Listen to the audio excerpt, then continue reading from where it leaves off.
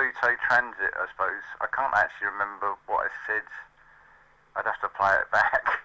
But it is this Pluto transit, and you've also... I feel... I've got a very good feeling September the 4th is when Venus goes back into forward motion, and I feel that will be a marker, so we'll have a positive 411 or a 47. So 7 chakras, and we've got effectively 4 bodies going with the Rudolf Steiner explanation. You've got your physical body, which is the outer shell, which contains the etheric body. So when you're asleep, everything's running on autopilot. The heart, all the organs, everything, it's just functioning. And then you've got the astral body, which takes you off into dream world, and then the eye organisation, which is the bit that separates humanity from all other life, that feeling of, or awareness of being an individual.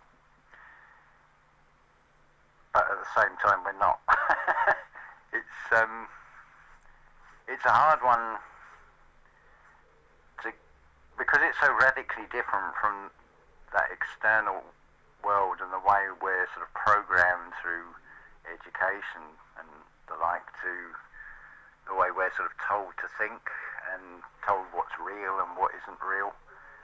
But I think the best analogy is if a telephone or a doorbell rings and you're asleep, in that split second, that sound will be incorporated into the dream and given a backstory that didn't actually exist. So it's like, well, what really is time? And we're in today's world, so is it 2 forms of days, a daytime waking one and a nighttime sleeping one?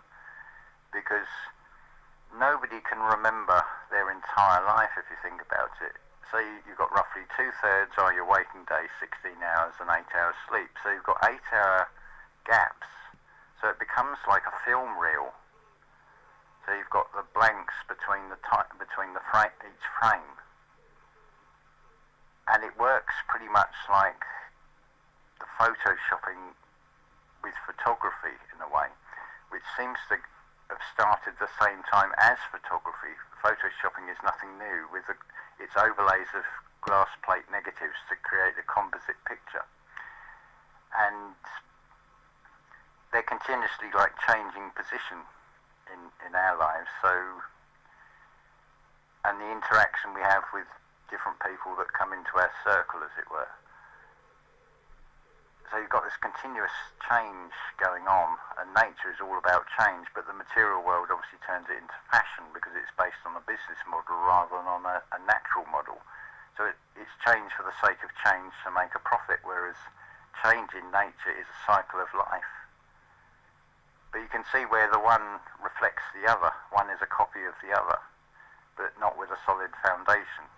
Nature is built on a solid foundation, as in the terra firma. It's fascinating, all these different aspects. Anyway, I'm going to go back to listen to your last message now. Of the divine feminine. Well, necessity is the mother of creation. It's like, okay, we found a way around it. The hose pipes at the moment are sort of irrelevant until that reservoir refills. I've put out a virtual post-it note for a nice steady rain from like 11 o'clock at night till 6 in the morning, not that heavy destructive rain that washes the banks away, and hence my stone wall collapsed. But it's all a learning curve.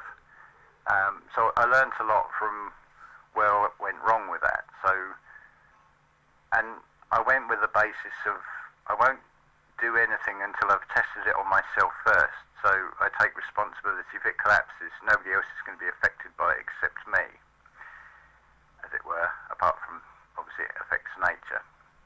But nature will adapt around that anyway. But we've got what I call accidentals. There was a hollowed out bit which has had a load of bamboo ends chucked into it, and now there's a couple of tomato seeds that have taken, and a squash. The seeds must have ended up in there somehow, but they're doing the best. And because they haven't got hard soil to try and work work through, all their energy is going into the growing, and it's showing in the difference in the size of these things. Still have the thing with the water, but you just look at a plant, it'll tell you if it needs water. The leaves will drop and it'll look dehydrated. So I don't have set times to water. If the things need watering, and it's like the washing up bowl is almost the same size as a sink, so any water is getting chucked back out.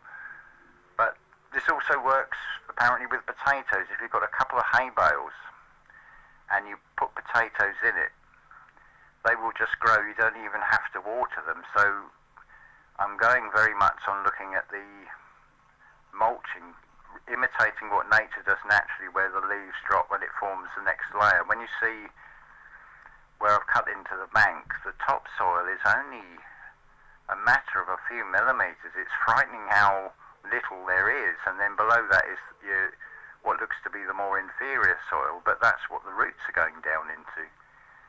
And a great indicator for soil and the condition of it is how many dandelions are there. If you've got loads of dandelions, they actually drill down and they're bringing the calcium back up to the surface where it's needed.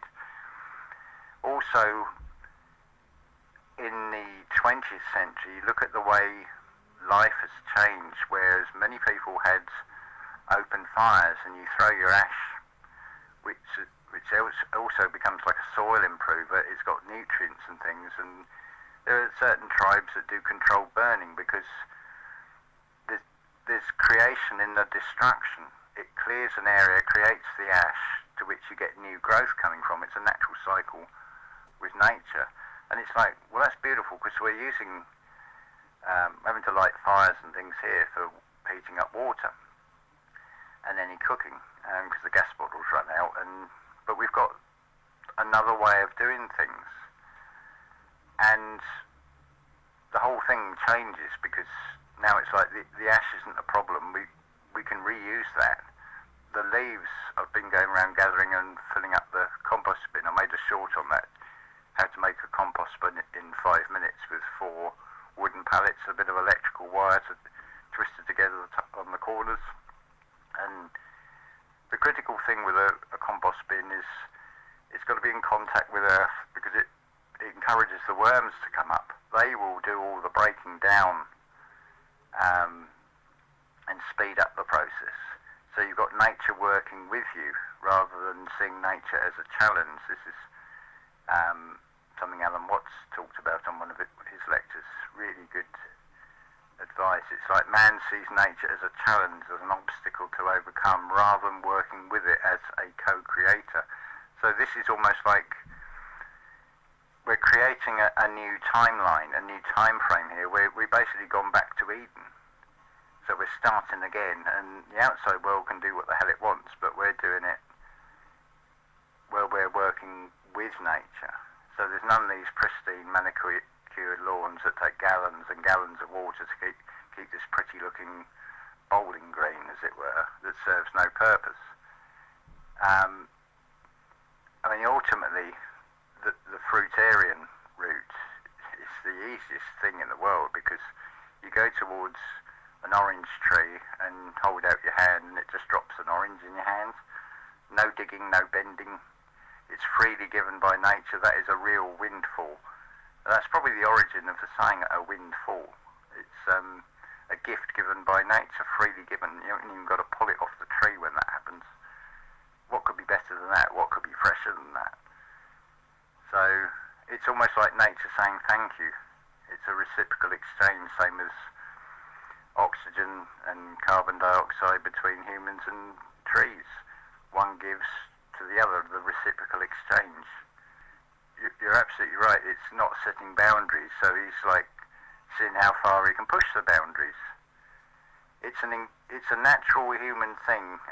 They say, like, if you put a mouse in a glass, or an animal in a glass cage, they will go and check the boundary, but it doesn't bother them. But a human will, oh, there's a boundary, I've got to get over that. I feel restricted. It's another thing that separates humanity.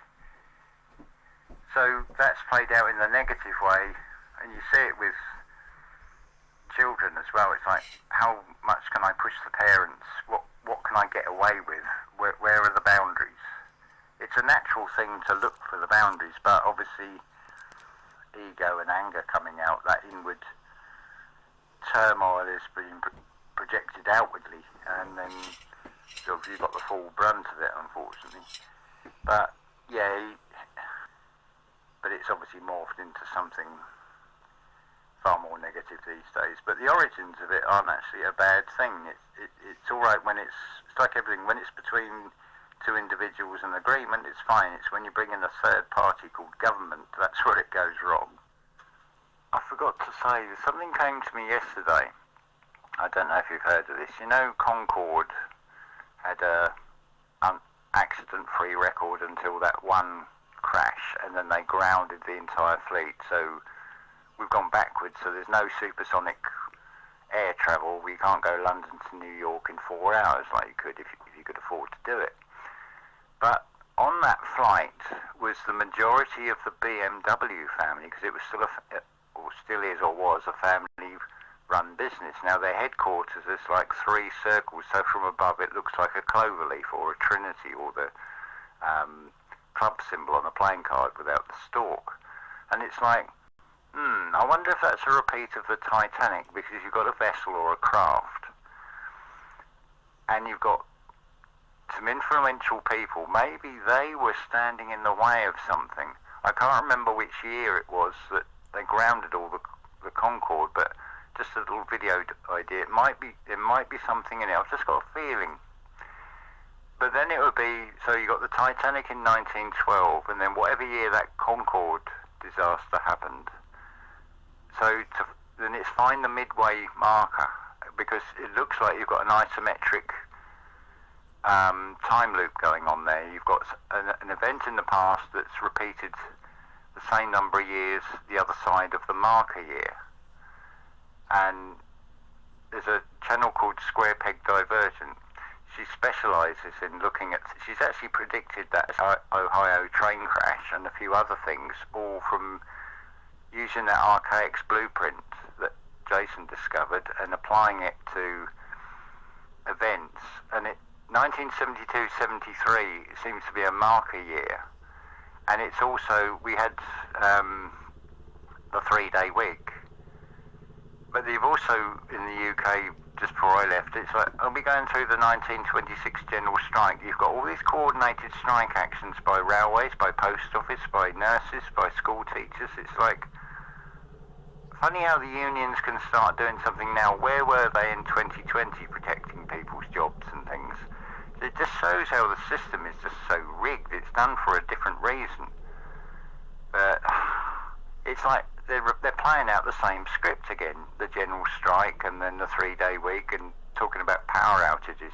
I mean, what's happened about all that is that I don't keep up with these things. And then there was those presidential alerts in the States, and people were getting things sent to the phone. And I was saying, all they're doing is the system telling you they know who you are and where you are. And then I've heard that the UK was doing something similar a few months ago. So I just sort of rolled my eyes at it, because I thought, here we go again. It's the same story being played out again. But people are going to be speculating and, oh, they're going to do this, and, oh, it's the white hats and it's the black hats and all this sort of thing.